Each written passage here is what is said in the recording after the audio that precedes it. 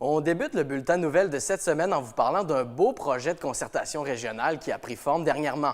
Amateurs de sport, ouvrez bien grand vos oreilles parce que vous allez être heureux d'apprendre que la municipalité de Bois-Châtel vient tout juste de faire l'acquisition du complexe sportif Train qui est situé sur le boulevard Sainte-Anne.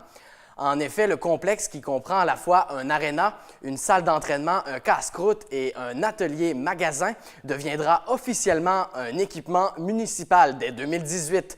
Voici d'ailleurs mon reportage à ce sujet.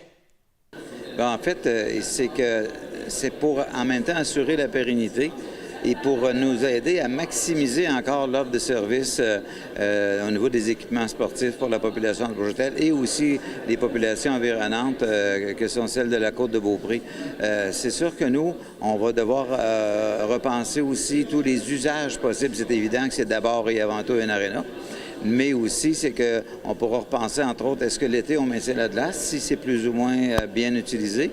Est-ce qu'on peut en faire autre chose pour le camp de jour, pour du deck hockey, pour, en tout cas, toutes sortes de possibilités.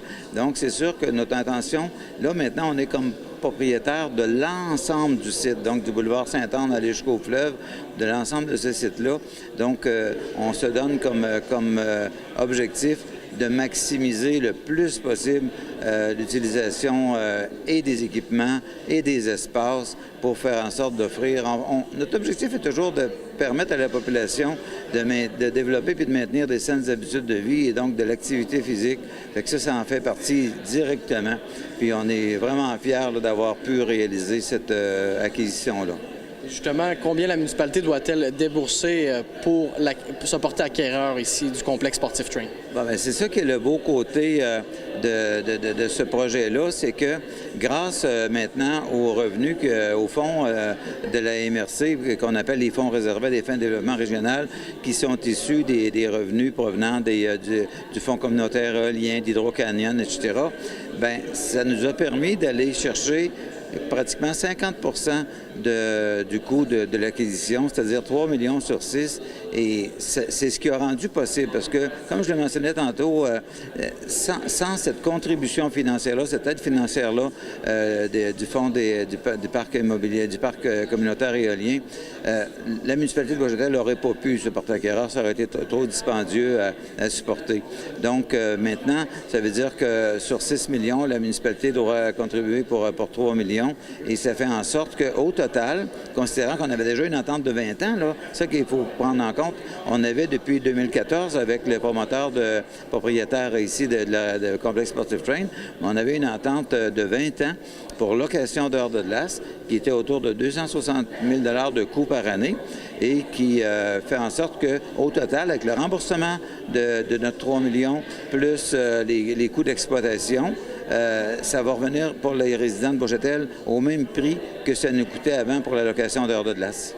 Bref, il n'y aura pas d'impact sur le compte de taxes des citoyens. C'est ça qui est important de souligner, c'est qu'il n'y aura pas d'impact sur le compte de taxes des citoyens de Bois-Châtel. Ça devient donc un équipement sportif municipal à caractère intermunicipal aussi, qu'on va gérer de façon aussi rigoureuse qu'on gère nos autres équipements sportifs et qui va devenir accessible encore davantage, puis pouvoir offrir, si possible, plus de patinage libre, exemple, des choses comme ça, pour pouvoir penser aussi à d'autres types de locations que celles qui sont déjà. Parce qu'il faut dire, c'est un vraiment bel édifice, vous l'avez remarqué en le visitant sûrement. Je tiens à féliciter M. Charles Vigneault pour la qualité de sa réalisation. Et je suis content qu'il nous ait ouvert la porte, qu'il soit venu nous voir pour nous parler de son intention de pouvoir s'en départir, ce qui nous a permis d'enclencher toute la démarche, je dirais, et de pouvoir conclure avec la MRC aussi. Merci à mes collègues de la MRC, à mes collègues de l'Ouest, Ange Gardien-Château-Richer, puis Frédéric Dancause et Pierre-Lefrançois, mais aussi à l'ensemble des maires qui ont unanimement accepté de contribuer à cette hauteur-là de 3 millions, qui est de loin le plus important montant consenti jusqu'à maintenant dans le cadre de la gestion de ces fonds-là.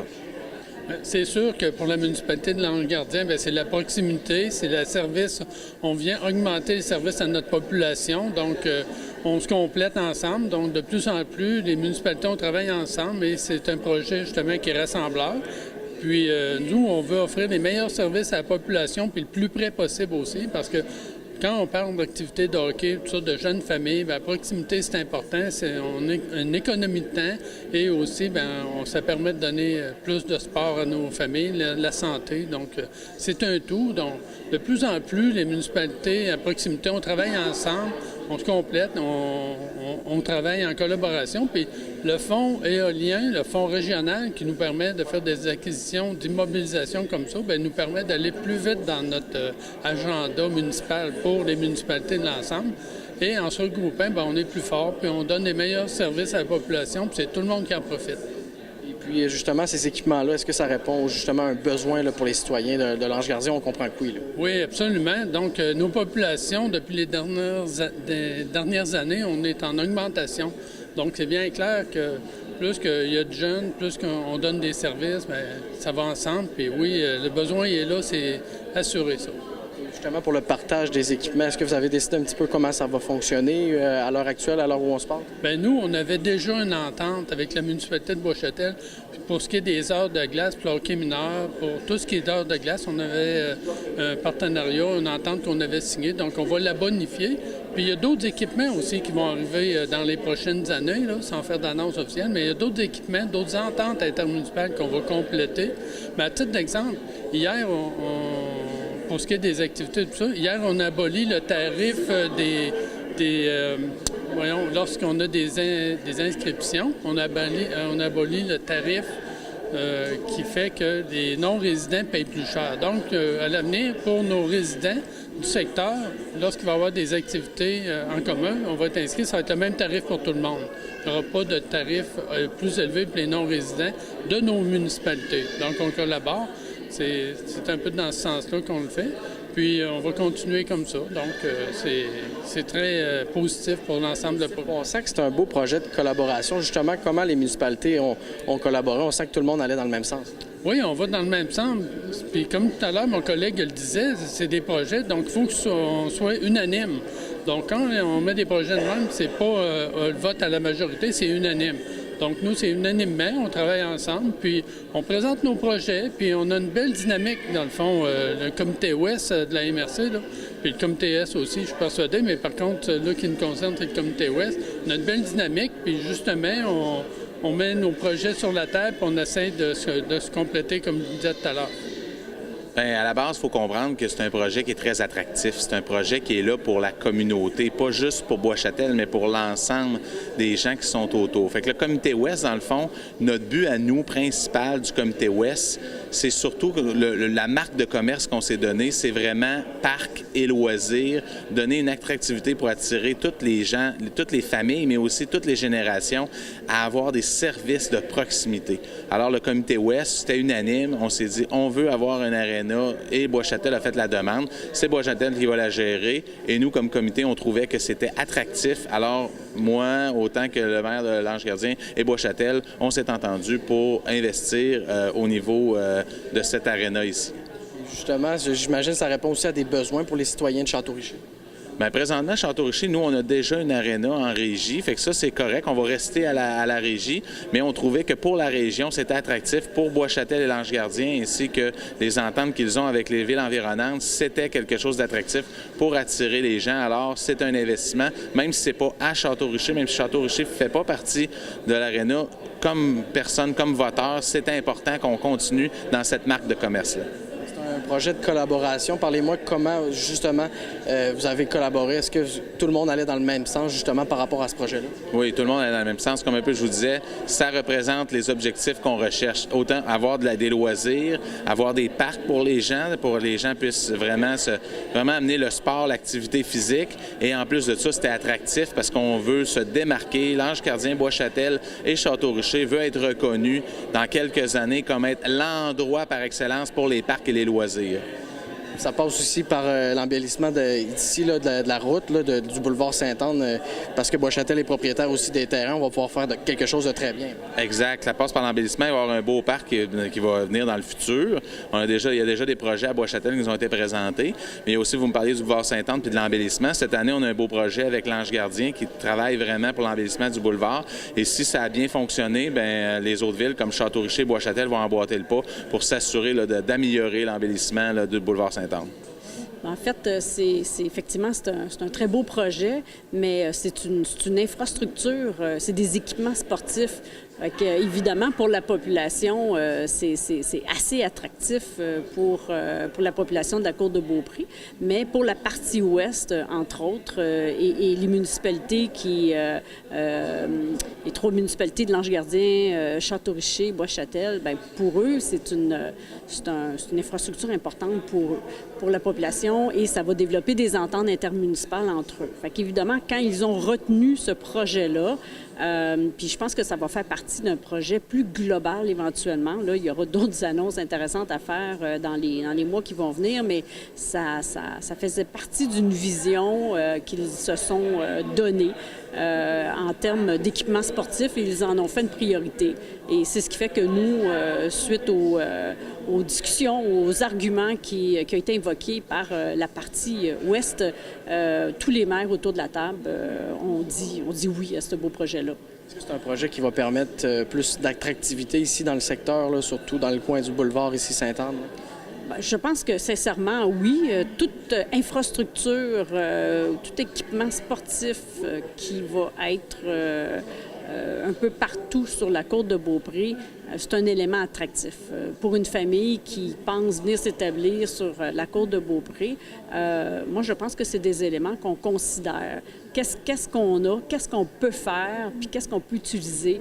Donc, des équipements qui appartiennent à une municipalité, c'est un plus. C'est un plus parce que là, tu peux développer des activités de loisirs, tu peux développer à moindre coût là, pour les familles qui s'établissent dans cette municipalité-là ou dans ces municipalités qui développent des partenariats.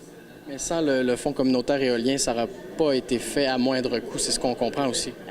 Effectivement, probablement qu'on ne serait même pas ici aujourd'hui pour en parler parce que c'est quand même un montant important. Donc, est-ce qu'une ville, peu importe sa grosseur, aurait pu se permettre de défrayer un montant aussi important?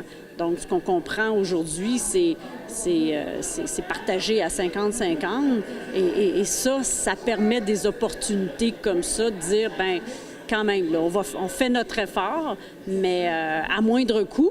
Puis, pour les autres municipalités, bien, il y a un levier économique là, qui est là pour les autres municipalités. Ce fonds-là, c'est pour du développement économique, mais c'est large. Ça peut inclure des mesures dans une politique familiale, dans une politique de la culture, notre fonds de développement des collectivités, durable et des collectivités. Fait qu'on comprend qu'on a beaucoup de mesures comme ça qu'on va pouvoir soutenir avec ce fonds de développement régional-là.